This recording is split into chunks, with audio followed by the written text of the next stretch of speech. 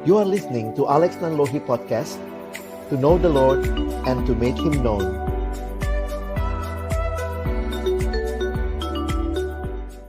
Kita berdoa. Kepadamu ya Tuhan kami berharap ketika sama-sama kembali kami akan membuka firman-Mu, bukalah juga hati kami. Jadikanlah hati kami seperti tanah yang baik, supaya ketika benih firman Tuhan ditaburkan boleh sungguh-sungguh berakar, bertumbuh, dan juga berbuah nyata di dalam hidup kami. Berkati hamba-Mu yang menyampaikan, setiap kami yang mendengar, Tuhan tolonglah kami semua, agar bukan hanya jadi pendengar firman yang setia, tapi mampukan dengan kuasa dari Roh-Mu yang kudus, kami dimampukan menjadi pelaku-pelaku firman-Mu di dalam kehidupan kami. Bersabdalah ya Tuhan, kami umat-Mu sedia mendengarnya. Di dalam satu nama yang kudus, nama yang berkuasa, nama Tuhan kami Yesus Kristus, kami menyerahkan pemberitaan firman-Mu. Amin. Shalom. Selamat malam teman-teman sekalian. Wah, banyak alumni baru nih ya. Fresh graduate. Jadi berasa kayak PMKJ.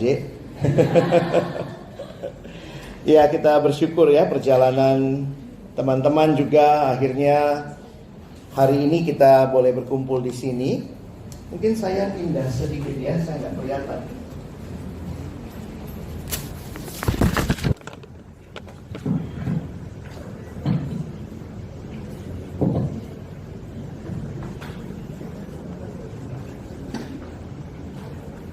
Maaf yang sebelah sana, karena kalau di sini ditaruhnya ini ketutup juga gitu ya. Jadi mungkin kalian ada kesulitan sedikit melihat, tapi tenang, slide saya tidak banyak macam-macamnya. Beberapa kali saya buat slide terlalu cantik, ternyata laptopnya nggak support gitu ya. Malah hancur hurufnya. Sejak itu saya bertobat ya. Jadi slide saya sekarang agak ya black and white begitu ya. Baik teman-teman, hari ini kita mau belajar tentang Paulus dan Barnabas. Apa yang menarik dari kehidupan dua hamba Tuhan ini adalah bagaimana Tuhan memakai mereka dengan, kalau saya boleh pakai istilah, karakter kepribadian masing-masing. Tidak ada dari kita yang persis sama karakternya, tapi kita butuh satu sama lain. Karena itu saya makin menghayati pentingnya kita punya persekutuan. Bahkan nanti saya mau masuk lebih dalam ya. Saya mau challenge kalian lebih dalam lagi dalam konteks persekutuan ini. Nah, kita lihat dulu di dalam Kisah Rasul pasal yang ke-9 ayat 26 sampai dengan ayat yang ke-30. Kisah Rasul pasal 9, 26 sampai 30. Kalau bisa lihat di depan silakan. Kalau tidak, lihat di Alkitabmu atau di HP-mu. Saya akan mengajak kita membaca bergantian ya. Mulai dari ayat yang 26 kita bergantian sampai dengan ayat yang ke-30. Oke? Saya baca dulu, semoga saya tidak salah buat itu ya. Yang warna biru itu berarti bagianmu ya. Setibanya di Yerusalem, Saulus mencoba menggabungkan diri kepada murid-murid, tetapi semuanya takut kepadanya karena mereka tidak dapat percaya bahwa ia juga seorang murid.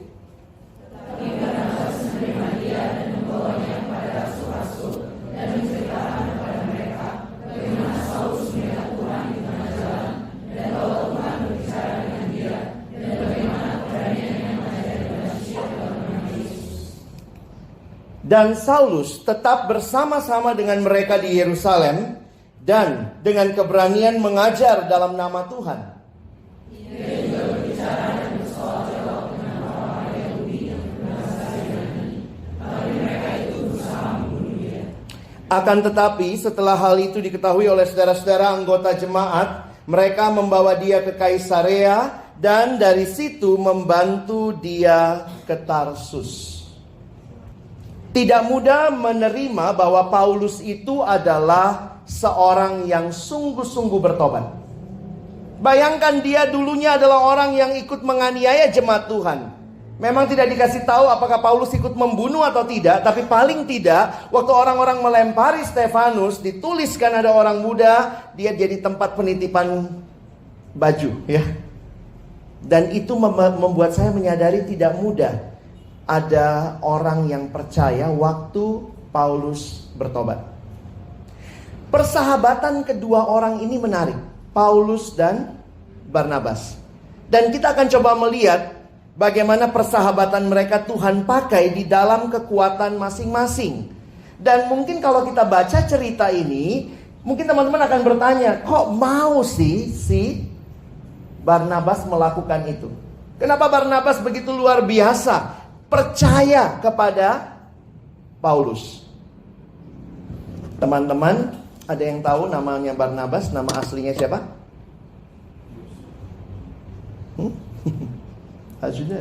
Siapa? Nama aslinya Yusuf. Barnabas itu justru panggilannya, ya. Coba lihat Kisah Rasul 4, 36, 37 ada di depan. Coba kita baca dua ayat ini sama-sama. 1, 2 ya.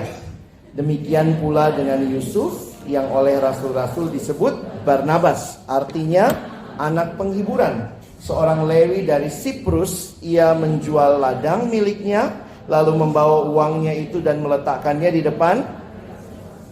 Ternyata di bagian awal kitab Kisah Rasul, kita dikasih tahu siapa itu Barnabas.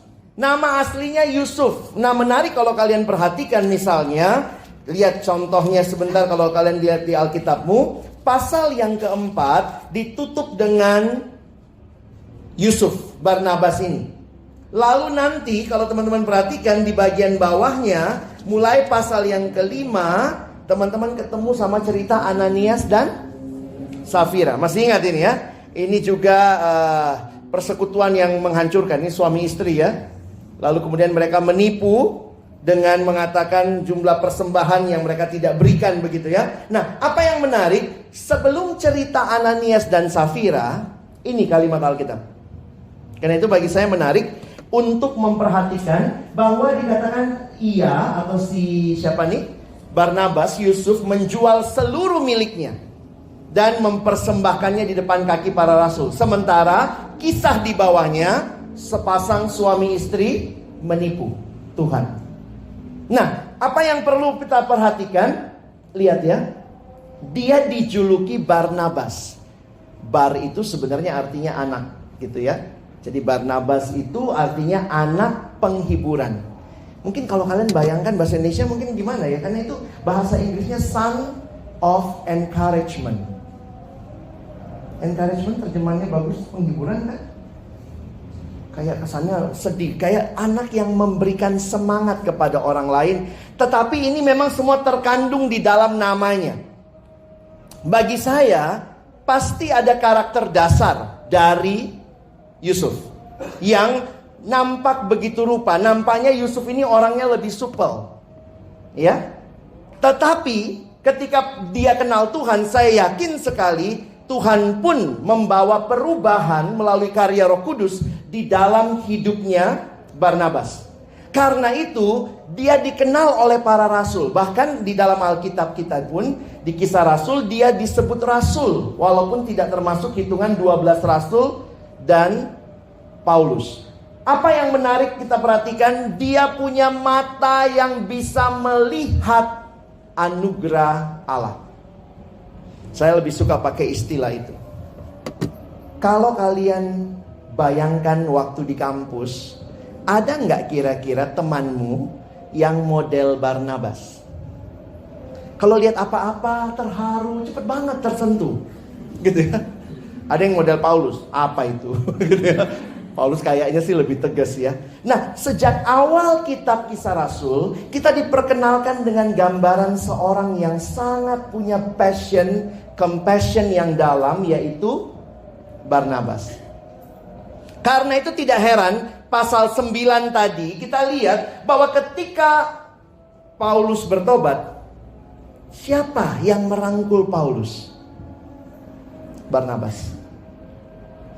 Saya lihat memang ada orang-orang seperti ini ya, yang bekerja dengan hatinya. Mana yang lebih baik? Saya pikir semuanya dibutuhkan di dalam pelayanan. Kita butuh satu sama lain dengan tipe kekuatan pribadi kita masing-masing. Jadi akhirnya waktu kita membaca, udah disetting lah kira-kira sama penulis kitab Kisah Rasul, Dr. Lukas, sudah setting pikiran kita. Lihat tuh, setiap kali ada peristiwa yang nama Barnabas muncul, ini peristiwa penghiburan. Ada seorang mantan yang tadinya menganiaya jemaat bertobat. Siapa yang diutus? Barnabas. Nah, kita lihat lagi kisah yang lain ya. Kisah Rasul 11. Yuk teman-teman lihat sebentar. Kisah Rasul 11 ayat 19 sampai 26. Saya tulis juga ayatnya di sini. Maaf yang sana pasti agak sulit lihatnya ya. Nah, perhatikan sebentar ayatnya. Sementara itu banyak saudara-saudara yang telah tersebar karena penganiayaan yang timbul sesudah Stefanus dihukum mati. Mereka tersebar sampai ke Fenisia, Siprus, dan Antioquia. Namun mereka memberitakan Injil kepada orang Yahudi saja. Jadi lihat ya, penginjilan pertama itu fokusnya ke orang Yahudi saja. Ayat 20. Akan tetapi di antara mereka ada beberapa orang Siprus dan orang Kirene yang tiba di Antioquia dan berkata-kata juga kepada orang-orang Yunani dan memberitakan Injil bahwa Yesus adalah Tuhan. Lalu Alkitab mencatat dan tangan Tuhan menyertai mereka dan sejumlah besar orang menjadi percaya lalu berbalik kepada Tuhan. Inilah gereja internasional pertama yang dicatat. Kalau kalian perhatikan gitu ya, ini Antioquia, gitu, kelihatan nggak sih? Kalau jelas ya, itu Antioquia di situ, Yerusalem di bawah. Waktu itu kantor pusat di mana? Yerusalem. Iya dong. Kan headquarters para rasul di situ ya. Kantor pusat di Yerusalem. Lalu ternyata gereja Antioquia mempelopori penginjilan kepada orang non-Yahudi. Jadi pasti ini begitu sampai beritanya ke kantor pusat pasti geger gitu. Gile, sekarang ada orang non-Yahudi juga loh yang percaya. Siapa yang diutus? Siapa yang waktu lihat orang yang berbeda tidak langsung cepat-cepat menghakimi, tidak langsung cepat-cepat, diam, keluar kalian. Ini rumah Allah, hanya Yahudi. Diutus lagi. Lihat kalimatnya. Maka sampailah kabar tentang mereka itu kepada jemaat di Yerusalem, kantor pusat. Lalu jemaat itu mengutus Barnabas ke Antioquia. Kira-kira kenapa Barnabas yang diutus ya? Bagi saya ini juga karena sudah dikasih tahu sama kita bahwa dia adalah seorang yang bisa melihat dengan anugerah Allah. Thank you, kita nyanyi tadi lagu Grace Alone. Itu menunjukkan bagi kita benar ya, sebenarnya kita butuh orang-orang seperti Barnabas. Dalam pekerjaan perintisan terutama begitu ya. Ketika semua tidak sesuai dengan yang diharapkan, ada orang yang bisa melihat dengan anugerah Allah yang luar biasa. Lalu kalimatnya ayat 23. Setelah Barnabas datang dan melihat kasih karunia Allah. Nah, saya ambil dari sini sebenarnya ya. Melihat kasih karunia Allah, bersukacitalah ia. Buat Barnabas yang paling penting adalah dia bisa melihat dengan kasih karunia Allah. Kita kalau punya teman pengennya yang kayak gimana ya? Yang kalau kita salah disalah-salahin terus. Tuh dasar kau, tuh kan ku bilang juga apa. Lagi dengar khotbah di PKJ, tuh kau itu. Tuh denger itu, kau itu. Atau teman yang mungkin cuma datang di samping kita. Kadang cuma puk-puk. Ini dalam hati kau itu. Tapi gak ngomong ya dengan tenang gitu ya. Dan bisa melihat bahwa Tuhan memberikan kesempatan kedua, kesempatan ketiga. Jadi bagi saya menarik sekali. Barnabas datang, bukannya dia langsung sibuk. Sorry, ini gak sesuai kriteria. Gereja ini cuma boleh orang Yahudi. Makanya kadang-kadang saya bilang tadi ya, ini kayaknya lebih fit kepada perintisan ya. Kalau kita yang sudah punya pelayanan, persekutuan kita kan rata-rata sudah tua-tua ya di Jakarta ya dan sekitarnya. Persekutuannya sudah umur ulang tahun ke 30 tahun, ke 40 tahun, udah rigid tuh. Kriteria, gak bisa. Anak ini gak bisa. Dalam nama Yesus, pergi kau, keluar. Persekutuan yang makin tua butuh lebih banyak Barnabas kali ya. Karena memang untuk setting rule itu Paulus tuh, itu bagian Paulus. Penatua harus begini. Nah, ini gereja yang tidak sesuai dengan ekspektasi orang pada waktu itu. Gereja Antiokhia, Barnabas datang, dia bisa bersuka cita. Ia menasihati mereka supaya tetap setia kepada Tuhan. Karena Barnabas adalah, perhatikan kalimatnya, orang baik, penuh dengan Roh Kudus dan iman. Nah, saya tadi bilang, semua kita pasti punya personality dasar. Tapi hanya karya Roh Kudus yang membuat engkau dan saya bisa memaksimalkan personality kita untuk kerajaan Allah. Ada orang kan, ya kalau kita pakai pembagian yang lama walaupun udah gak populer ya, apa yang sanguin, ketawa gitu. Dia ketawa terus ya. Ya tapi kalau dia gak ada Roh Kudus ya pasti mungkin jadi gila kali ya. Tawa-tawa gak jelas gitu. Tapi ada orang yang sanguin, orang gak kenal pun bisa dia sapa, halo gitu ya. Sampai mikir, gila gak tau malu banget sih orang gitu ya.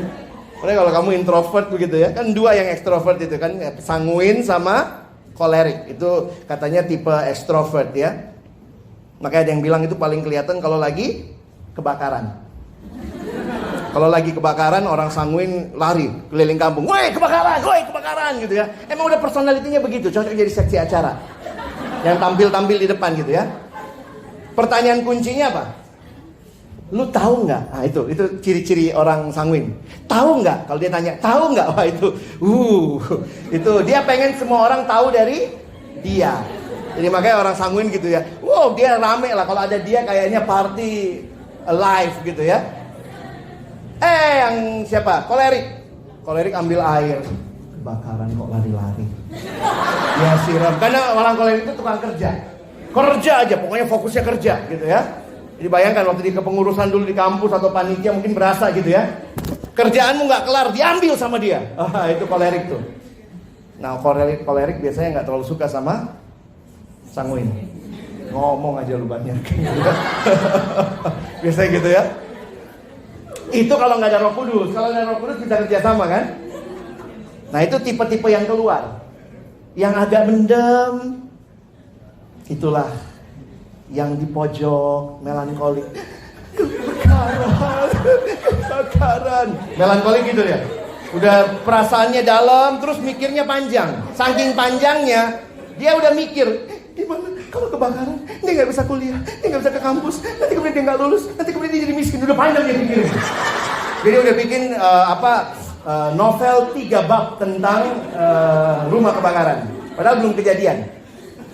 Nah orang-orang melankolik ini susah banget ngambil keputusan biasanya ya. Yang kalau dulu punya teman kayak gitu ya, mikirnya dalam tapi nggak mutus-mutusin. Ini aja kali, tapi ini juga bagus, ini aja. Maunya apa? Udah besok paskanya biasanya gitu ya. Nah yang paling enak katanya jadi orang pragmatik, lewat. Oh kebakaran. Jadi iya itu kan joke-nya ya. Kalau saya menghayati begini, sebenarnya di dalam Tuhan harusnya semua kita dengan tipe personality apapun ketika Roh Kudus bekerja akan dimaksimalkan untuk kerajaan Allah. Jadi jangan pernah milih-milih teman. Kalau sudah dalam Tuhan harusnya kita bisa berteman dengan siapa aja. Jangan bilang kayaknya gue gak masuk sama dia kak. Gak bisa deh, saya minta ganti KTP. Masa PKK-nya begitu? Lihat tuh PKK ngomong gitu. Terus ada juga PKK diem, saya gak bisa kak sama dia. Nanti dia diem, gue diem. Gimana tuh? Tapi saya justru bersyukur kekuatan karakter masing-masing dengan karunia Roh Kudus akan sangat indah Tuhan bangun. Salah satu teman baik saya di dalam pelayanan dulu justru flegmatik. Padahal itu kan paling gak pas antara flegmatik sama melankol, sama sanguin. Saya sanguin ya. Gitu ya. Jadi karena biasa, sanguin gitu. Lu tahu nggak? Flegmatik jawab, tahu. Habis diskusi. Oh, apalagi? Itu kan kalau secara tipe temperamen kan, lu tahu nggak? Dia tahu, karena buat dia nggak ada yang dia nggak tahu gitu ya. Tapi karena dalam Tuhan sama-sama, teman baik saya dulu justru yang flegmatik. Jadi waktu dia bilang, lu tahu nggak? Dia bilang, iya tahu. Tetap aja saya cerita, bodoh amat. Cerita terus gitu ya, karena saya tahu dia dengerin dan dia doain saya. Jadi teman-teman jangan milih-milih ya masalah pertemanan, persahabatan. Paulus bersahabat dengan Barnabas. Barnabas tipenya kayak gini. Tapi saya melihat karunia Allah ada. Lalu perhatikan, Lalu pergilah Barnabas ke Tarsus untuk mencari Saulus. Perhatikan setelah mereka berpisah di Kisah Rasul 9 tadi, ketika inilah orang yang luar biasa ya. Dia lihat ini pelayanan orang non-Yahudi. Siapa nabi atau siapa siapa rasul yang Tuhan berikan beban untuk orang non-Yahudi? Paulus. Kalau kalian baca kisahnya di dalam Kisah Rasul 9, pasti Barnabas tahu panggilannya Paulus. Ini orang yang luar biasa. Dia khusus ke Tarsus cari Paulus. Nah, kalau kalian lihat ceritanya sebenarnya dia nyelamatin Paulus di sini ya. Lihat ya. Sebentar ya. Ke Tarsus cari Saulus, membawanya ke Antioquia. Lalu mereka tinggal bersama-sama jemaat itu 1 tahun lamanya sambil mengajar banyak orang. Dia sadar betul. Ini ekspertisnya siapa? Ekspertisnya Paulus. Jadi bagi saya, orang yang bisa melihat dengan kacamata anugerah Allah. Kita kadang-kadang kalau lihat orang lebih baik dari kita, tanpa sadar kita lihatnya saingan. Kalau perlu, saya bisa buat, walaupun bukan ekspertis kita, tapi kita coba. Ya no problem mencoba. Tapi kalau itu dengan dasar supaya dia tidak masuk ke lapak saya pikir kita udah kehilangan keindahan anugerah Tuhan bekerja. Nah, di Antioquia lah murid-murid itu untuk pertama kalinya disebut Kristen. Jadi jemaat internasional pertama ada di Antioquia. Dan yang menarik, kenapa saya katakan jemaat internasional ini menarik? Karena mereka lah yang pertama kali juga dipakai Tuhan untuk perjalanan misi Paulus. Yuk lihat sebentar ya. Ini perjalanan misi Paulus yang pertama. Di Alkitab kita cuma 2 lembar itu. Kisah Rasul 13 sampai Kisah Rasul 14. Gereja mana yang mengutus? Antioquia. Mesti ingat pada waktu itu ada 2 Antioquia. Ada satu Antioquia di sini. Ya, ini Antioquia juga. Lalu ada satu Antioquia di tengah. Itu yang di Alkitab bilangnya itu Antioquia di Pisidia. Yang satu, yang ini Antioquia di Syria. Oke, coba lihat petanya sebentar. Nah, sekarang buka Alkitabmu di HP aja atau apa, lihat judul-judulnya aja. Coba lihat Kisah Rasul 13. Abang ajak kita survei sebentar ya, lihat. Kisah Rasul 13, sebenarnya melihat dulu ayat 12. Kisah Rasul 12 ayat 24. Lihat sebentar ya. Ini judulnya apa? Barnabas dan Saulus diutus. Maka firman Tuhan makin tersebar dan makin banyak didengar orang. Barnabas dan Saulus kembali dari Yerusalem. Setelah mereka menyelesaikan tugas pelayanan mereka, mereka membawa Yohanes yang disebut juga Markus. Yohanes Markus ini dibawa. Perhatikan ayat 1. Pada waktu itu di dalam jemaat di Antioquia ada beberapa nabi dan pengajar, yaitu lihat nabi pengajar Barnabas dan Simeon yang disebut Niger, Lukius orang Kirene, dan Menahem yang diasuh bersama dengan raja wilayah Herodes, dan Saulus. Bagaimana muncul pelayanan misi pertama? Itu bukan planning manusia. Perhatikan ayat berikutnya. Pada suatu hari ketika mereka beribadah kepada Tuhan dan berpuasa, berkatalah Roh Kudus, khususkanlah Barnabas dan Saulus bagiku untuk tugas yang telah kutentukan bagi mereka.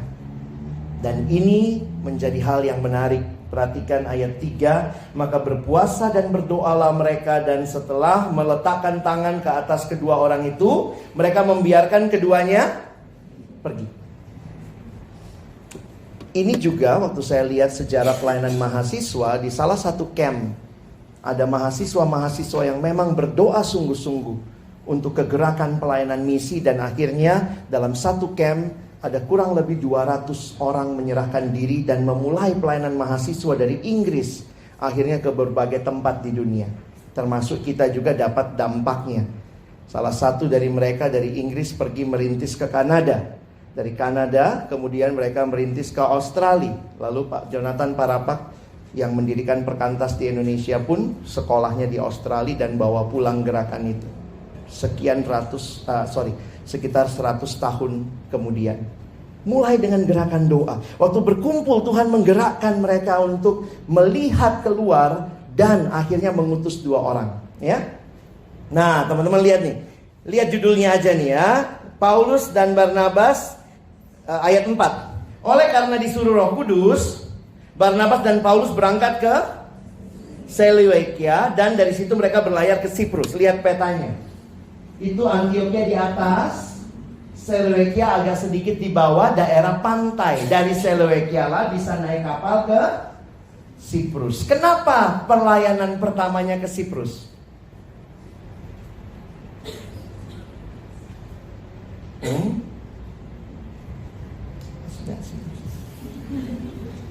Yang tadi nih, dia seorang Lewi dari Siprus. Jadi saya lihat juga ya, dia ngajak Paulus pelayanan, tapi diajak juga ke tempat yang dia kuasai. Ya, jadi memang kalau kalian perhatikan tuh pelayanan misi pertama nih mereka bareng nih. Dari Antioquia ke Seleukia, Seleukia ke Siprus, sampai di Siprus itu pulau. Mereka tiba di Salamis, lalu kayak seluruh pulau dijelajahi, akhirnya tiba di Pafos. Dari Pafos, nah lihat lagi lihat Alkitabmu. Dari Pafos ayat 13 itu kemana judulnya? Ke Antioquia di Pisidia. Lalu dari situ kemana lagi? Pasal 13 ayat 50 judulnya. Nanti kalian lihat dari Pafos, dia sebenarnya ke situ dulu ya, Antioquia Pisidia. Lalu kemana? Lihat aja judulnya, Iconium, Listra, Derbe.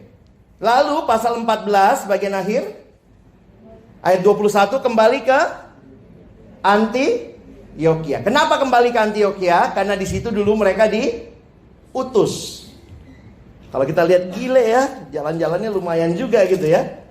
2 lembar di Alkitabmu, di HP-mu mungkin berapa kali scroll. Tapi kalian tahu berapa lama waktunya? Hampir kira-kira 1,5 sampai 2 tahun. Karena nggak ada AirAsia waktu itu ya. Jangan pikir pergi sini bentar, mampir foto, selfie, pulang. Enggak. Mereka, Paulus tuh ngider gitu sama Barnabas selama itu. Dan bagi saya menarik karena apa? Kalau kalian perhatikan dengan dalam, itulah pentingnya teman pelayanan. Coba lihat waktu pulang ke Antioquia. Kita lihat pasal 14 ya. Ayat 21. Paulus dan Barnabas memberitakan Injil di kota itu, memperoleh banyak murid. Saya langsung ke ayat 26. Dari situ berlayarlah mereka ke Antioquia. Di tempat itulah mereka dahulu diserahkan kepada kasih karunia Allah untuk memulai pekerjaan yang telah mereka selesaikan. Menarik ya. 27. Setibanya di situ mereka memanggil jemaat berkumpul, lalu mereka menceritakan segala sesuatu yang Allah lakukan dengan perantaraan mereka, dan bahwa Ia telah membuka pintu bagi bangsa-bangsa lain kepada iman. Ingat, itu gereja internasional pertama, dan mereka juga gereja yang mengutus pertama kali rasul ini untuk bangsa lain. Paulus sama Barnabas bagus juga ya. Pulang, kumpulin orang, bikin LPJ kan. Laporan pertanggungjawaban tuh. Jadi tolong yang LPJ-nya belum kelar, udah alumni nih ya, LPJ belum selesai, ayo kelarin loh. Coba lihat ini kalimatnya. Jemaat diminta berkumpul menceritakan segala sesuatu yang Allah lakukan. Gimana cara ceritanya? Kalau sekarang kan pakai PowerPoint ya. Ini waktu kami di sini 2 tahun loh. 2 tahun itu gimana? Mungkin sampai ngantuk-ngantuk orang dengernya gitu ya. Aduh, gak kelar-kelar itu ya. Tapi bagi saya jadi menarik tuh membayangkan. Lalu perhatikan. Dan bahwa Ia telah membuka pintu bagi bangsa-bangsa lain kepada iman. Di situ mereka lama tinggal bersama dengan murid-murid itu. Paulus menurut catatan Kisah Rasul 3 kali pelayanan misi. Selalu perhatikan pelayanannya mulai di kota Antioquia. Jadi ini jemaat yang mengutus. Makanya Paulus dari Antioquia nanti selalu balik Antioquia lagi. Perjalanan misi kedua Antioquia. Nah yang menarik, Paulus sama Barnabas cuma 1 perjalanan misi. Ya, nanti kita lihat sedikit kenapa. Tapi apa yang menarik dalam perjalanan misi Paulus? Coba lihat sekilas lah ya, abang ajak kalian lihat ya. Coba perhatikan pas pengutusan, atau mungkin bukan pengutusan lah. Lihat caranya Lukas mencatat. Coba lihat Lukas mencatat pasal 12 ayat 25. Cara Lukas mencatat ini apa? Barnabas dan Saulus. Lalu pasal 13 ayat 4. Cepat aja. Namanya muncul Barnabas dan Saulus. Saya lompat langsung ke pasal 13 ayat 42. Lihat nama yang muncul. Paulus dan Barnabas. Loh, kok bisa? Nah, ini juga jadi pertanyaan banyak para penafsir Alkitab. Jadi memang duet Paulus sama Silas lagi. Paulus sama Barnabas ini top banget gitu ya. Coba kalian lihat sebentar itu ya, 42 Paulus dan Barnabas. 43 namanya Paulus Barnabas. 46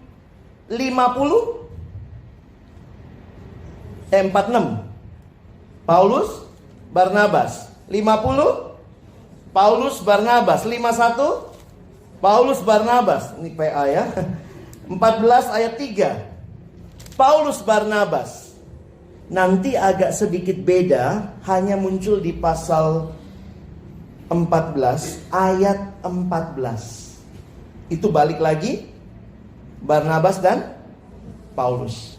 Oh, banyak penafsir kasih beberapa penafsiran. Salah satunya adalah waktu awal nampaknya siapa yang leading? Barnabas. Tapi ini seorang yang sekali lagi tidak masalah dia jadi nomor 2. Ketika kita melihat nampaknya dalam meliding Paulus dipakai. Kenapa 14 ayat 14 kelihatannya balik lagi Barnabas Paulus? Sebenarnya ada cerita di atasnya. Coba lihat sebentar ya. Ini di kota Listra ayat 8. Coba lihat 14 ayat 8. Di Listra ada seorang yang duduk lemah, teruslah ya ke bawah ayat 11. Ketika orang banyak melihat apa yang telah diperbuat Paulus, dia sembuhkan orang itu, mereka berseru dalam bahasa Likaonia. Dewa-dewa telah turun ke tengah-tengah kita dalam rupa manusia. Barnabas disebut dewa Zeus. Kenapa? Lihat bawahnya ya. Dan Paulus mereka sebut Hermes, karena ia yang berarti si Barnabas gak ngomong kali ya. Makanya itu kayak muncul. Karena dalam perdewaan, kalian kalau belajar mitologi Yunani, dewa itu paling tinggi kan Zeus ya. Kalau lihat ininya ya, Zeus itu yang paling tinggi. Tapi yang menarik begini, dewa tidak bisa bahasa manusia. Ada yang tahu gak itu? Dalam mitologi Yunani, dewa itu gak bisa bahasa manusia. Makanya untuk bicara sama manusia, dewa-dewa pakai juru bicara. Siapa juru bicaranya? Hermes. Hermes itu dewa, tapi dia bisa 2 bahasa. Makanya ilmu penafsiran Alkitab disebut ilmu hermeneutika. Dari kata atau dari si Hermes ini. Nah, Paulus karena ngomong mulu gitu kali ya. Kalau Barnabas lebih tenang nampaknya ya. Makanya Paulus disebut Hermesnya, si Barnabas disebut Zeusnya. Kamu sama tim intimu dulu disebutnya apa? Anjing sama kucing. Jelek banget gitu ya. Karena ada ya, oh ya teman pelayanan saya dulu, gue gak bisa sama dia, pasti berantem gitu ya. Ini menarik nih, mereka padanan yang bagus gitu ya. Hermes sama Zeus. Nah, itu yang kelihatannya. Nah, teman-teman, bagi saya jadi menarik juga memperhatikannya bahwa teman yang baik, teman yang sejati sebenarnya teman yang bisa melihat potensimu. Ya. Ada kalimat begini. True leaders don't create followers, they create more leaders. Saya lagi berjuang juga dalam hidup saya dalam poin ini. Bukan hanya banyak orang yang mengikuti kita, tapi apakah orang-orang itu kita siapkan sebagai the next leader? Pasti Barnabas dalam banyak hal lebih dari Paulus. Tapi ketika potensi Paulus kelihatan, maka Barnabas step aside, give away for Paulus. Bahkan dicatat namanya mulai berubah, Paulus dan Barnabas. Ya, sahabat ya. Tapi karena sahabatan juga, teman-teman, potensi konflik juga ada, ya. Kalau kau tidak siap sakit, jangan berani bersahabat. Ini bukan buat cinta ya, walaupun masih bulan kasih sayang. Tapi sama lah ya prinsipnya ya. Saya selalu ingat kalimat dosen psikologi saya, justru orang yang menyakiti kita bukan orang yang jauh dari kita, tapi mereka karena dekat. Ada yang bulan lalu disakiti Donald Trump. Kejauhan bang. Yang nyakitin siapa? Teman, pacar, orang tua, mantan, gitu kali ya. Apalah ya, kalian bisa sebut. Nah itu bagi saya begini, ini menarik kalau kalian mau search yourself. Kalau kamu ngerasa sakit, mungkin itu adalah tanda kamu sangat mengasihi dia, kamu sangat berharap sesuatu dari dia, dan kamu merasa dekat. Ada yang merasa disakiti oleh Anies Baswedan? Walaupun kita maki-maki, banjir segala macam, tapi mungkin kita nggak sesakit itu kali ya, karena kita nggak dekat. Jadi periksa nih, kalau kamu lagi kecewa sama orang itu, jangan-jangan itu orang dekatmu sebenarnya. Itu orang yang pernah kamu anggap dekat di hatimu. Nah memang waktu saya pelajari, konflik ada. Dan ini terjadi dalam pelayanan Rasul besar, Paulus, Barnabas. Nah kita lihat sebentar konfliknya ya. Kisah Rasul 15, lihat semua di depan ya, nggak usah kalian baca gitu. Paulus, Barnabas, saya bacakan di sini.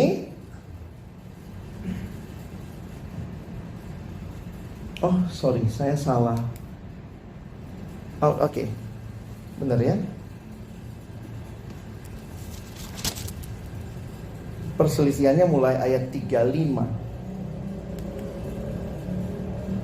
Oke.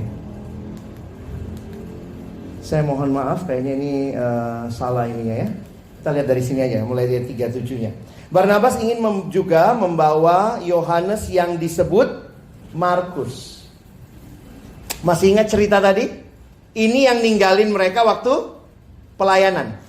Tapi Barnabas ingin ajak lagi si Markus. Jadi waktu mereka planning perjalanan kedua, oke nih kita pergi lagi mengunjungi daerah-daerah itu. Tapi Barnabas ingin ajak Markus, Paulus tidak setuju. Paulus dengan tegas berkata bahwa tidak baik membawa serta orang yang telah meninggalkan mereka di Pamfilia dan tidak mau turut bekerja bersama-sama dengan mereka. Lihat nggak tadi yang Pamfilia? Coba lihat pasal 12 tadi, ada nggak? Ayat 25. Barnabas dan Saulus kembali dari Yerusalem. Mereka menyelesaikan tugas pelayanan mereka. Mereka membawa Yohanes yang disebut juga Markus. Paulus tegas, tidak boleh. Hal itu menimbulkan perselisihan yang tajam sehingga mereka berpisah. Bagi saya, ya ini realita yang tidak bisa terelakkan. Dan Barnabas membawa Markus juga sertanya berlayar ke Siprus. Kenapa ke Siprus? Ya mungkin pulang kampung dia ya. Balik lagi. Karena itu daerah yang dulu dia layani sama Paulus. Tapi Paulus memilih Silas. Dan sesudah diserahkan oleh saudara-saudara itu kepada kasih karunia Tuhan, berangkatlah ia mengelilingi Syria. Jadi Paulus ambil arahnya ke atas, tidak nyebrang pulau. Lihat ya.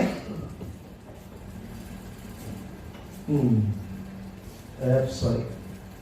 Nih. Paulus ke atas, ke Syria, dia nggak nyebrang ke Siprus. Sementara si Barnabas ke Siprus dan Paulus mengelilingi Syria, Kilikia sambil meneguhkan jemaat-jemaat di situ.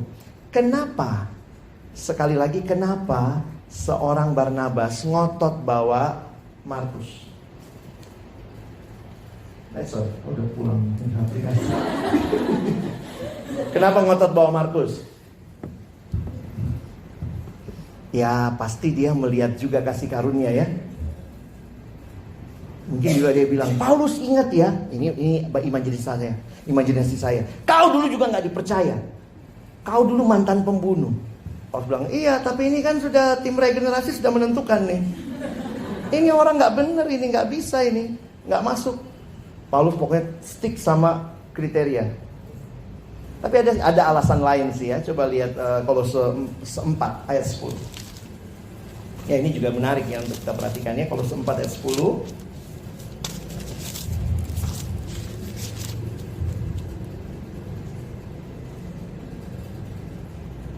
Siapa Markus? Hah? Oh, mungkin kau bilang pas terus ponakan gitu ya. Tapi bagi saya yang menarik adalah begini. Ternyata dengan Barnabas membawa Markus, ini jadi cara Tuhan memulihkan Markus. Saya tidak bisa salahkan Paulus juga. Tapi paling tidak bagi saya menariknya begini, bahwa ketika Barnabas dalam anugerah Tuhan, karakter yang diberikan Tuhan dan karunia Roh Kudus, dia bisa melihat, dia kasih kesempatan kedua buat si Markus ini. Dan akhirnya luar biasa ya, Markus jadi orang yang luar biasa. Coba lihat sebentar 1 Petrus 5. Kenapa sih mesti buka 1 Petrus 5? Coba lihat ayat yang ke 13. Ayo, Markus jadi apa? Markus jadi anaknya Petrus. Emang Petrus beranak di ini? Coba, salam kepada kamu sekalian dari kawanmu yang terpilih yang di Babylon, dan juga dari Markus, anakku. Di dalam Alkitab dicatat bahwa Markus ini ternyata kalau kita lihat rekornya, dia berubah. Dan bahkan luar biasa, Markus ini pernah jadi pembantunya Petrus. Dan mungkin juga kalau kita lihat lagi lebih jauh, dia pun sempat membantu Paulus. Coba lihat 2 Timotius. Di akhir hidupnya, 2 Timotius pasal yang keempat. 2 Timotius pasal yang keempat, kalian perhatikan di dalam ayat yang ke 11. Hanya Lukas yang tinggal dengan aku, jemputlah Markus dan bawalah ia kemari, karena pelayanannya penting bagiku. Akhir hidup Paulus merekomendasi Markus. Saya pikir Paulus itu orangnya sportif ya. Bukannya waktu pisah sama Barnabas pokoknya sampai mati. Markus, pergi kau dalam nama Yesus. Waktu Markus berubah, nampaknya Paulus terima. Saya pikir ini kebesaran hati pelayan. Dan bahkan luar biasa Tuhan pakai Markus. Menurut sejarah tradisi, Markus pembantu Petrus. Karena itu Petrus mendiktekan Injil pertama. Makanya kita punya Injil Markus. Jadi kalau kita pakai istilah begini, tanpa Barnabas mungkin kita nggak pernah punya Injil Markus. Dan Paulus sportif, orang berubah pakai lagi. Jangan pokoknya satu kali dia jelek dalam pelayanan sampai mati, Tuhan tidak akan pakai dia lagi. Kalau Tuhan bilang itu sama kita, mampus kita. Sekali kau jelek, sekali kau berdosa, tidak lagi. Tapi Tuhan memberikan anugerahnya. Dan karena itu dalam pelayanan kita butuh orang seperti Paulus, kita butuh yang tegas, kita juga butuh Markus. Bagaimana setelah ini? Karena sebenarnya nama Barnabas, Markus dalam Kisah Rasul terakhir kali dicatat di situ tadi. Terus itu nggak dicatat lagi. Karena di bagian belakang ini semua ceritanya tentang Paulus ya. Setelah peristiwa perselisihan mereka, rekomendasi Paulus terhadap Barnabas. Bagaimana rekomendasi Paulus terhadap Barnabas?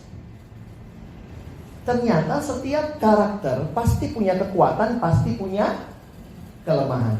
Paling tidak yang menarik, coba kita lihat dulu 1 Korintus 9. Bagi saya menarik, Paulus tidak menjelek-jelekkan Barnabas. Itu 1 Korintus 9 ayat yang ke-6. Waktu bicara tentang Rasul wajib atau hamba Tuhan wajib mendapat penghidupan dari pelayanannya di ayat 6. Atau hanya aku dan Barnabas sajakah yang tidak mempunyai hak untuk dibebaskan dari pekerjaan tangan? Berarti walaupun Paulus tidak bersama Barnabas lagi,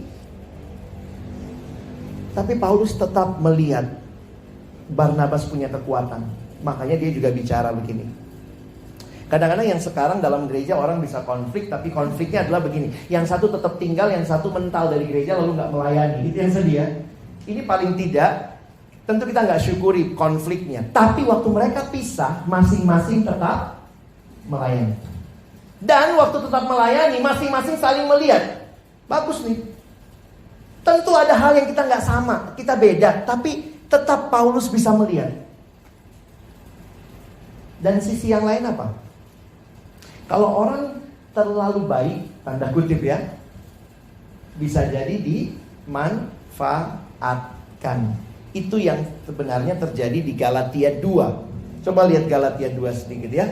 Paulus sportif banget bagi saya karena Paulus juga berani mengkritik Barnabas. Bahkan dia kritik Petrus. Itulah Galatia pasal 2. Coba lihat Galatia 2 ayat 11. Tetapi waktu Kefas datang ke Antioquia, Kefas itu siapa? Petrus. Aku berterang-terangan menentangnya sebab ia salah. Kenapa? Jadi Petrus itu ceritanya begini. Sebelum orang-orang kantor pusat datang, jadi akhirnya Petrus juga ke Antioquia, gereja internasional ya. Nah, sebelum orang kantor pusat datang, ingat orang kantor pusat orang apa? Yahudi. Sementara ini gereja internasional. Sebelum datang orang kantor pusat, Petrus tuh makan sama orang-orang non-Yahudi. Tapi begitu datang orang kantor pusat, dia jaga jarak sama orang non-Yahudi. Makanya Paulus kritik. Ya, hebat juga Paulusnya berani kritik Petrus. Tetapi waktu Kefas datang ke Antioquia, aku berterang-terangan menentangnya sebab ia salah. Karena sebelum beberapa orang dari kalangan Yakobus datang, itu orang kantor pusat, ia makan sehidangan dengan saudara-saudara yang tidak bersunat. Tetapi setelah mereka datang, ia mengundurkan diri dan menjauhi mereka karena takut akan saudara-saudara yang bersunat. Nah, 13 nih agak sedih. Dan orang-orang Yahudi yang lain pun turut berlaku munafik seperti dia. Sehingga Barnabas sendiri turut terseret dalam kemunafikan mereka. Jadi bagaimana pandangan Paulus tentang Barnabas? Bagi saya tetap Barnabas manusia yang ada bagusnya, ada positifnya, ada juga negatifnya. Terlalu baik sama orang, tanda kutip ya. Mau diterima semua orang, bisa jadi terjebak jadi orang yang menyenangkan, mau menyenangkan semua orang. Padahal itu juga tidak bisa begitu. Kita butuh orang lain. Karena itu saya pikir persahabatan jadi penting buat kita. Kamu butuh teman. Kalau kamu terlalu loose gitu ya, kamu butuh teman yang lebih strict. Kalau kamu strict, kamu butuh teman yang bikin kamu sedikit tersenyum lah. Ya, hidup itu bukan cuma kerja. Ya, hidup itu bukan cuma tentang apa gitu ya. Nah, kan itu aplikasi ya. Ini yang abang mau lihat sebentar. Saya pikir yang paling sederhana malam hari ini adalah lihatlah bahwa kita bukan makhluk yang bisa hidup sendiri. Mau bilang pasti diajak rajin-rajinlah datang PAKJ gitu kan ya. Aplikasinya itu lagi gitu ya. Ya, tapi itu realita. Manusia makhluk sosial itu bukan teori sosiologi semata-mata. Itu adalah apa yang Alkitab sampaikan. Pertama kali di Alkitab kita muncul kata tidak baik di sini. Kamu menentang teori ini ya kamu yang suffer. Tidak ada manusia bisa hidup sendiri. Nggak ada bayi begitu lahir bisa beli susu sendiri. Ya. Kalau bisa pasti yang jual susu lari.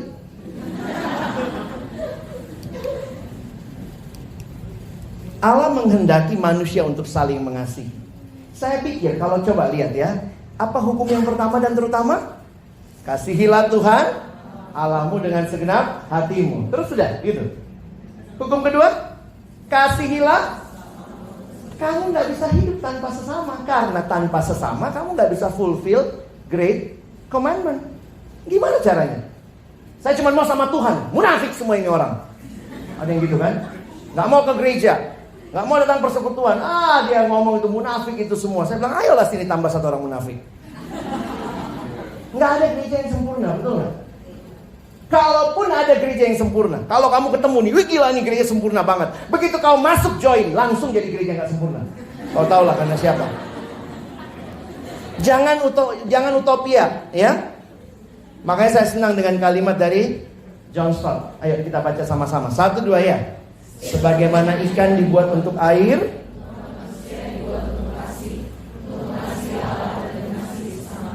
ayo kita nikmati. Kamu mesti belajar saling mengasihi. Susah punya teman, ayo berteman. Susah taat sama Tuhan, ayo berjuang taat. Susah mengasihi, ayo berjuang mengasihi. Jangan menarik diri. Kita bukan pura-pura, ada apa-apa masukin kepala. Pokoknya gak mau tahu, cuek gitu ya. Gak bisa gitu. Saya makin ngerti iya ya. Kita memang didesainnya begitu. Nah, pengkhotbah bilang ya, dan bila mana seorang dapat dialahkan. Kita bingung apa sih dialahkan.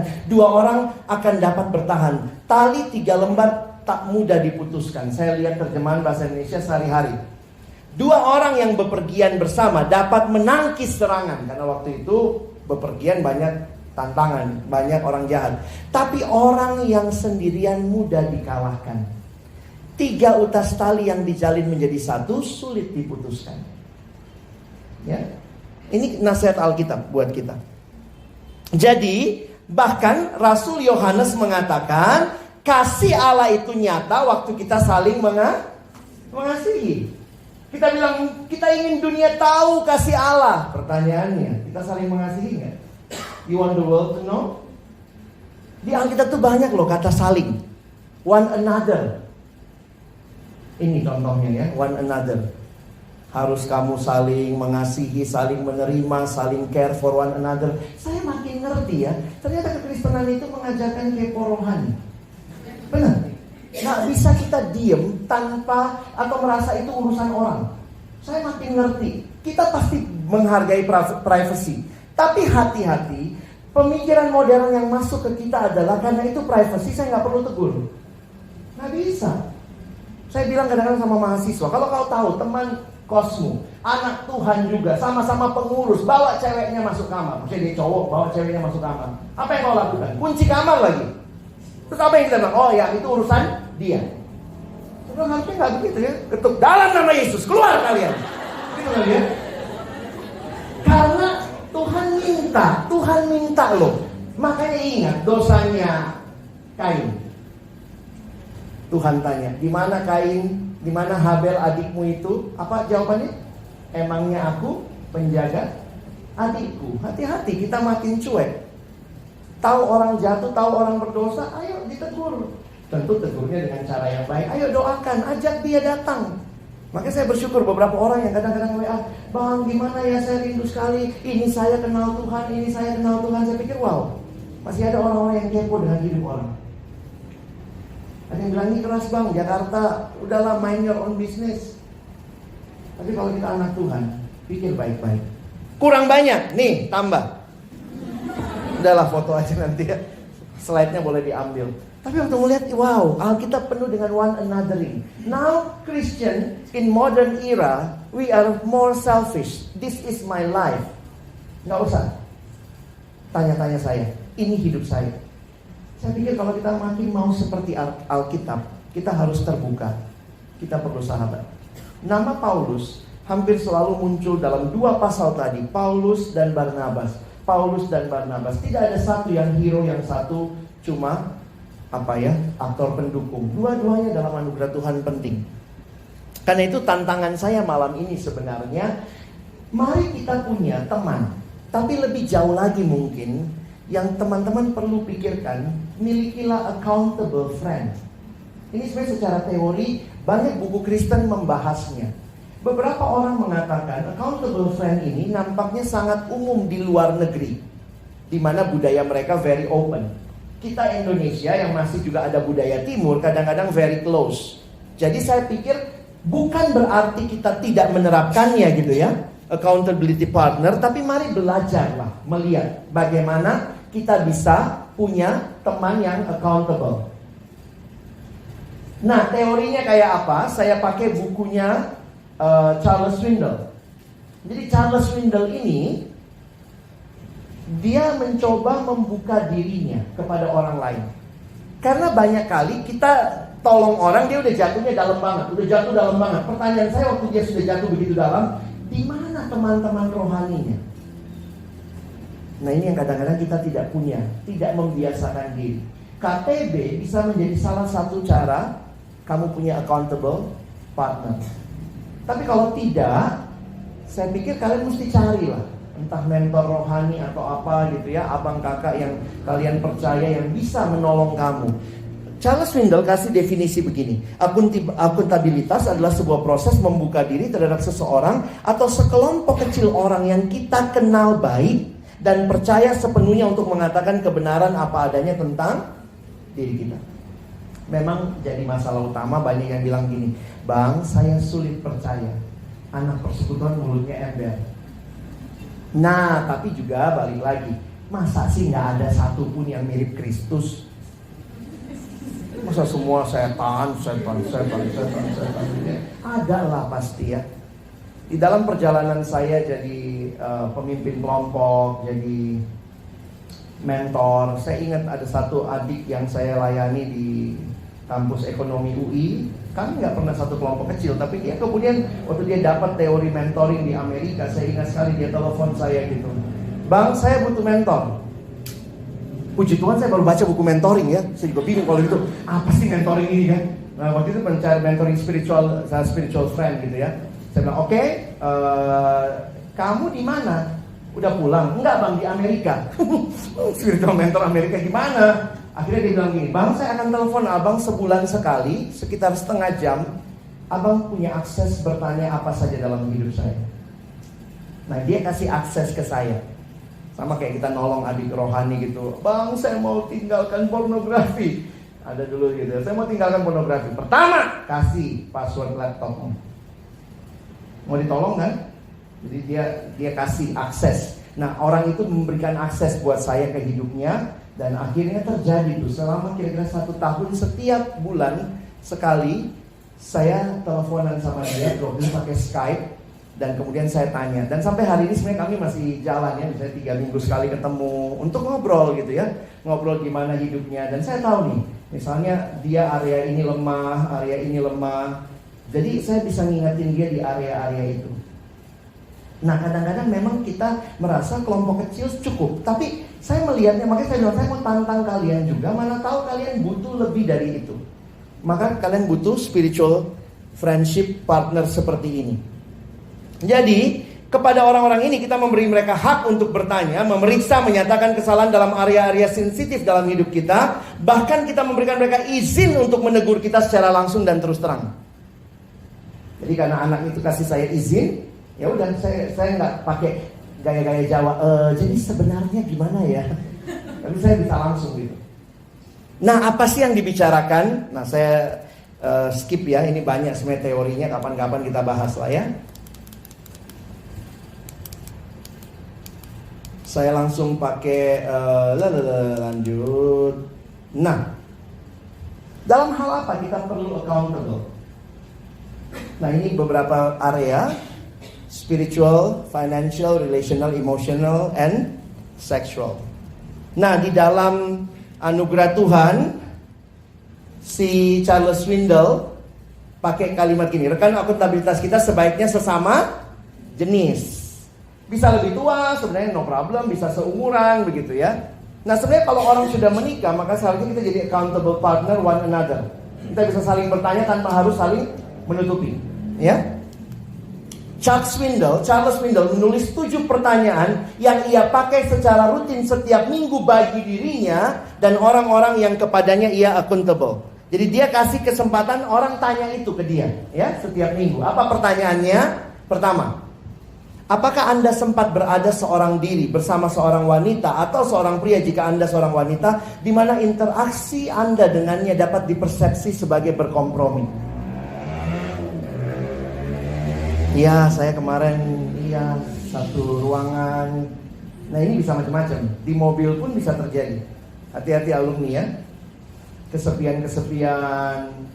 Ada orang yang perhatiin kamu padahal suami orang, padahal istri orang. Nah, beberapa alumni jatuhnya udah dalam baru, loh, kemana kamu selama ini?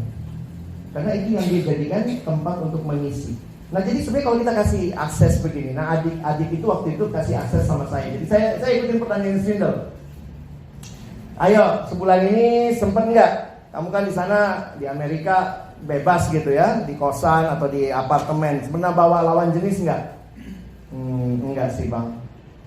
Waktu kemudian dia sudah pacaran, saya juga tanya, pacaran kalian sehat nggak? Iya. Apa yang kalian lakukan? Video call. Oke, video callnya buka baju nggak? Itu perlu ditanya.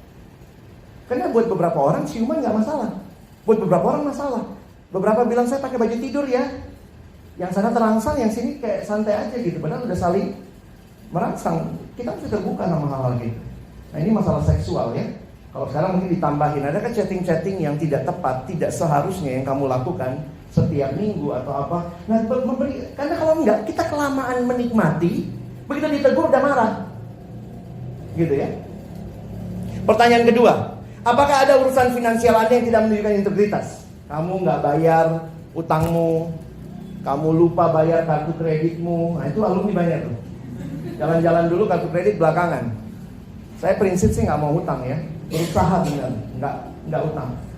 Ada nggak kamu pegang uang kantor, arisan KTB-mu, kau pakai dulu uangnya? Yakin tuh, mesti jelas. Terbiasa nanti udah pakai 15 juta baru deh. Iya kak, waktu itu butuh. Siapa sih yang nggak butuh? Gitu ya. Berikutnya, apakah Anda mengekspos diri pada materi-materi yang eksplisit bernada seksual? Ini pertanyaan berkaitan dengan pornografi. Perempuan juga punya kelemahan, hati-hati. Kumpul-kumpul gambar-gambar yang membangkitkan hasrat. Pertanyaan keempat, apakah Anda menyediakan cukup waktu untuk berdoa dan melakukan PA pribadi? Nah ini kan pertanyaan PKK ya. Dan PKK kita di kampus cuma diajarin nanya ini. Gimana saat teduhmu? Gimana doamu? Dia gak berani nanya pornografi karena PKK-nya juga masih bergumul. Tinggalkan! Abang juga, aduh susah. Itulah pergumulan kadang-kadang ya. Tapi saya mulai mikir, saya mau bawa ke mahasiswa lagi. Ini sebenarnya teman-teman, ini slide saya khotbah kira-kira 10-15 tahun lalu. Saya baca buku Swindle waktu itu ya. Apakah Anda memprioritaskan waktu untuk keluarga? Ayo, yang tinggal jauh, jarang telepon papa mama. Habis mereka sibuk. Nah, kau lebih sibuk. Ayo, belajar. Pulang, punya waktu ngobrol sama orang rumah gitu ya. Kalian kan nggak tinggal di hotel ya. Pulang sempatkan. Apakah Anda berusaha memenuhi mandat panggilan Allah bagi Anda? Nah, ini mungkin berkaitan sama panggilan hidup. Kamu masih setia nggak? Nah, saya beberapa kali mengcoaching teman saya ini, kalau dia mau pindah kerja, itu bergumul banget. Gimana ya bang? Gimana ya bang? Saya tanya dulu, kau cari apa? Kalau cari duit ya udah, seumur hidup kau kejar duit.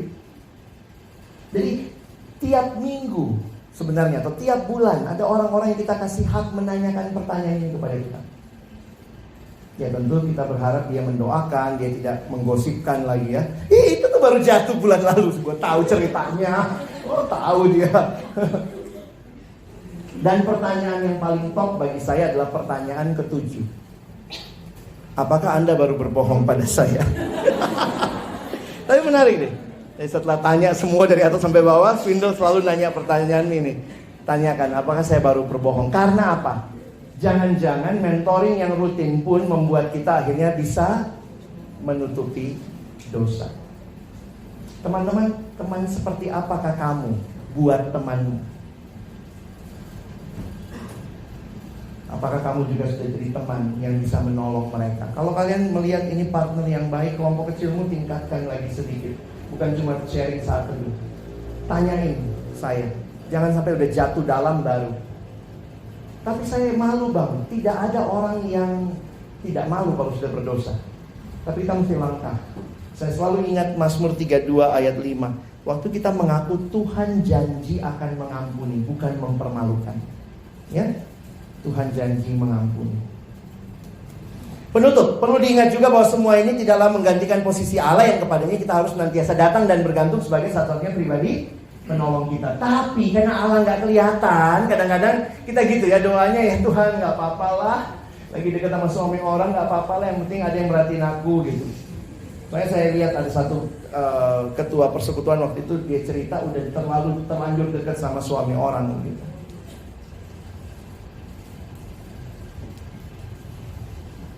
Ini sebenarnya buat pemimpin ya. Jadi Anda ingin jadi pemimpin yang langgeng, Anda tidak mau tidak mau Anda membutuhkan akuntabilitas.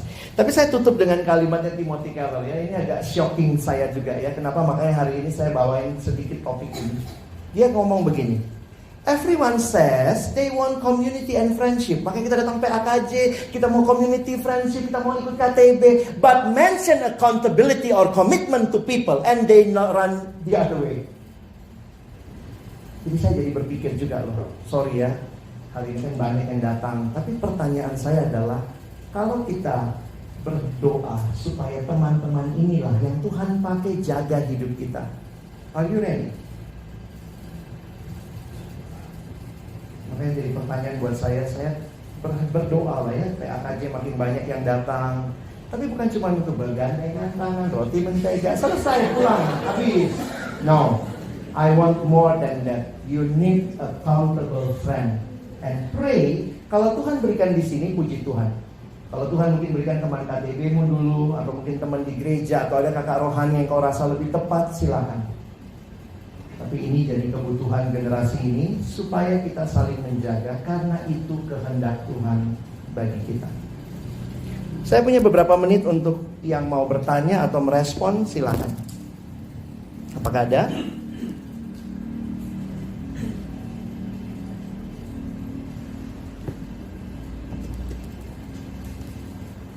Caranya mudah, angkat tanganmu.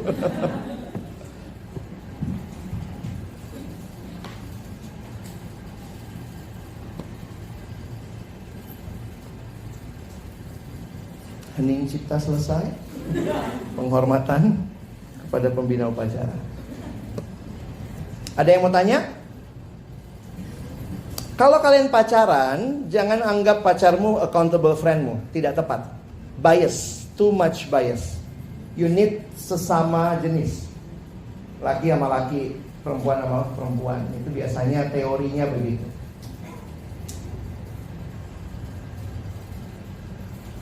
Ada pertanyaan? Silakan. Ayo.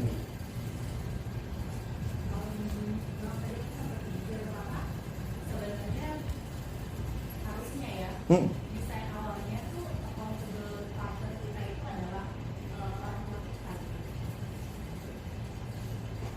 Di dalam relasi ternyata setelah diteliti banyak biasnya. Maksudnya orang tua itu subjektif sekali. Apalagi memang kita nggak bisa tutup mata bahwa relasi anak orang tua juga tidak sepenuhnya baik gitu. Tentu ideal banget seperti itu.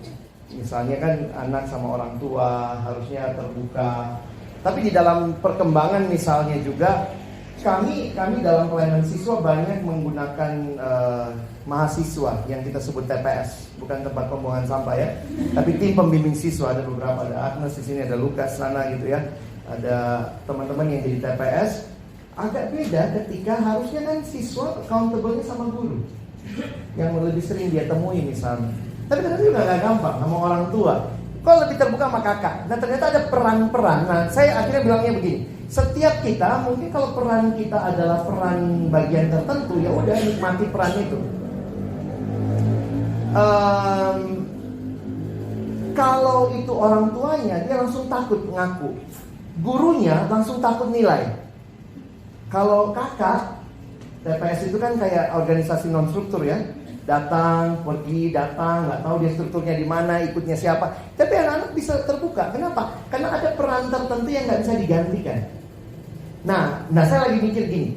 Kalau kamu bisa accountable sama orang tua, please do so. Tapi mungkin kalau ada hal-hal lain misalnya.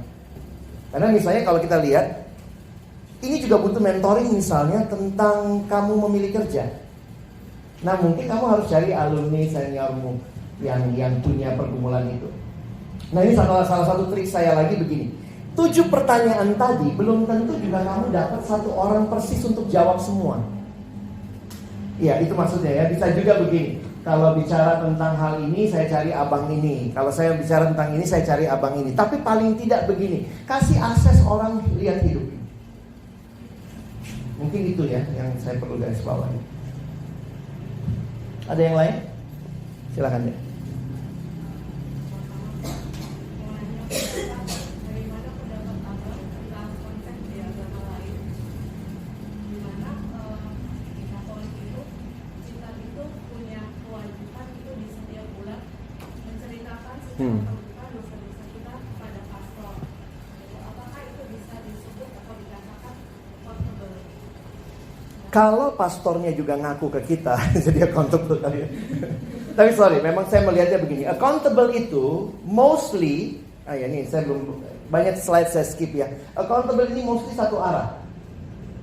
Jadi bisa jadi kamu jadi teman accountable buat temanmu, kamu bagian yang nanya ke dia. Tapi untuk kamu sendiri, kamu bisa jadi cari orang lain lagi. Nah, kayaknya konsep Katolik sebenarnya begitu. Cuma karena masuk di dalam kewajiban, masuk di dalam satu struktur gerejawi, kayak kehilangan spiritnya. Jadi orang itu ngaku. Nah memang bagusnya sih sebenarnya kalau habis dia ngaku begitu kan dibimbing atau diingatkan begitu. Nah ini yang saya lihat somehow kita suka miss-nya di situ. Jadi saya mikirnya gini, kalian tangkap aja idenya adalah begini kan, supaya nolong kita nggak jatuh dalam dosa, kita butuh teman. Nah, bagaimana prinsip pelaksanaannya? Kalian bisa pikirkan, mau bagaimana? Apakah dengan ketemu orang tertentu, misalnya kalau mau pindah kerja, kayaknya saya butuh mentoring tentang kehendak Allah nih. Maka saya lihat abang ini cocok, kakak ini cocok. Kalau saya udah jatuh dalam banget nih dalam dosa nih, dosa seksual atau apa, mungkin kalian butuh orang ini untuk menolong. Maka saya pikir ya dalam anugerah Tuhan berdoa dan temukan orangnya. Tapi harusnya kita pun siap jadi accountable friend buat orang lain.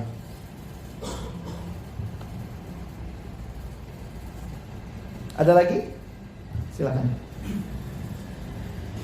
Pertanyaan saya yang pertama, bagaimana ketika kita bersama rekan kita, setelah itu kita tidak percaya dia lagi, kita terjadi persoalan, bagaimana kita bisa membangun kepercayaan itu kembali? Yang kedua, kadang memang kita tahu bahwa persoalan ya bisa saja kita buat dalam sisi kerohaniannya dia bermasalah dan lain sebagainya, tapi kadang kita perlu psikolog untuk menerangi persoalannya dia, karena kadang-kadang itu yang terjadi sehingga persoalannya tidak pernah terselesaikan masalahnya, bahkan sehingga terapi lagi kalau tidak ada juga. Ini kalau bilang sesama jenis, bagaimana dengan mereka yang transgender itu, lesbi, gay, bagaimana mereka bisa mencari teman untuk bisa dijadikan teman bagi mereka? Oke, kalau ditanya misalnya ya, bagaimana dengan orang yang misalnya mengkhianati kepercayaan kita setelah kita cerita? Saya pikir ya, paling tidak kita jadi belajar, nggak ke dia lagi ngomongnya. Tapi bagaimana memulihkan relasi, saya pikir juga itu sulit. Saya harus bicara dengan jujur aja, sulit. Memulihkan relasi itu sulit. Tapi bukan nggak mungkin. Berharap kayak dulu lagi, hampir pasti sulit.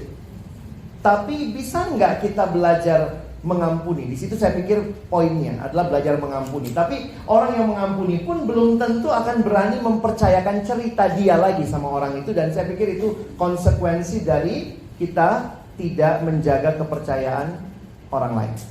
Jadi bagi saya melihat dalam anugerah Tuhan pengampunan ada, tetapi juga memang butuh waktu untuk memulihkan. Dan saya pikir karena itulah jaga diri baik-baik, belajar jadi teman yang bisa dipercaya. Nah, kalau pertanyaan lebih lanjut tadi yang kedua soal apa tadi? Psikolog ya. Kalau kita lihat ada masalah yang sangat mendalam, saya pikir kita mesti cari bantuan profesional. Kalau masalahnya masih psikologis, datanglah ke psikolog. Kalau sudah psikis, sudah fisik, gara-gara itu dia nggak bisa tidur, dia menyakiti diri sendiri, itu sudah butuh psikiater. Saya tidak dorong cepat-cepat ke psikiater, karena psikiater itu biasanya terapinya dengan obat. Kalau sudah obat, karena memang ada orang-orang yang sudah sulit ditolong, dia perlu diobati dulu, dia bisa tidur dulu, bisa tenang dulu, baru next stepnya mungkin psikolog akan bisa masuk.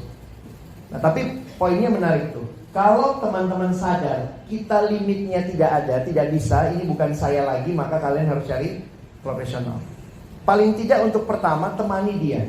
Memang sulitnya biasanya begini, karena profesional, psikolog atau psikiater itu tidak akan datangin kamu. Kamu harus mau datang ke mereka. Nah, ini yang kadang-kadang menyadarkan orang dia butuh psikolog, psikiater, itu yang kadang-kadang gak mudah. Tapi paling tidak dalam doa saya pikir ya coba kita cari titik temunya ya. Antar dia kah, temenin atau apa begitu ya. Kalau dia transgender, saya pikir juga itu kasus khusus. Kalau teman-teman nggak punya kebiasaan atau tidak punya pengalaman menangani, nggak usah. Sorry ya, karena saya pikir itu akan juga bisa jadi, misalnya gini, kalau dia transgender, dia pilih kalian, siapa tahu dia suka sama kamu. Nah, itu mesti hati-hati juga. Beberapa kali nangani kasus yang misalnya punya ketertarikan sesama jenis, ketika berulang kali ketemu, saya lihat ini udah nggak pas nih. Dia malah kayaknya bergantung sama saya gitu. Saya pikir saya harus batasin, sehingga mungkin refer ke yang lain atau cari misalnya yang lawan jenis tapi lebih tua. Khususnya kalau laki-laki, misalnya pergumulannya tentang sesama jenis, maka carilah mungkin psikolog atau konselor perempuan yang lebih tua. Ya, jadi paling tidak bisa melihat menangani masalahnya dengan tepat. Tapi kalau kalian butuh nomor-nomor biro konseling Kristen, bisa kontak saya, ya. Karena ada beberapa yang saya pikir juga begini loh, sedikit memang yang menangani, sementara kasus banyak. Ada yang sudah nggak bisa tidur berapa hari, mulai menyakiti diri. Nah itu kan kayak begitu kan bukan cuma butuh teman. Kamu teman yang nolong dia ketemu profesional yang bisa nolong dia lebih dalam. Jangan buru-buru atau jangan kalian merasa diri profesional. Nanti kamunya jadi sakit juga. Ya. Tahu-tahu kamu jadi ikut. Nah, buat teman-teman yang bapernya kebangetan juga mesti sadar gitu ya. Kamu tidak bisa mengambil alih beban orang lain. Oke? Jadi menarik diskusinya, tapi waktu juga memisahkan kita.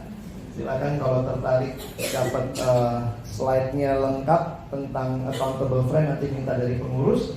Tapi bagi saya adalah coba pikirkan hal ini dengan dalam supaya saya jujur bergumul dengan alumni-alumni yang jatuh. Gimana ya, sana jatuh gitu. Lalu berpikir apa kurang ya kita kasih firman dulu. PMKJ-nya diulang aja lagi. PMK-nya diulang. Tapi akhirnya saya pikir mungkin ini caranya. Jangan jadikan persekutuan kita cuma tempat ketemu, kumpul-kumpul, roti mentega habis. Sorry, roti mentega bukan itunya ya. Poin saya adalah jangan cuma itu. Pengurus PAKJ menolong dengan KTB, tapi juga sadar tidak semua bisa kita tangani dalam KTB yang rutin dan baik. Masalahnya adalah pemimpin.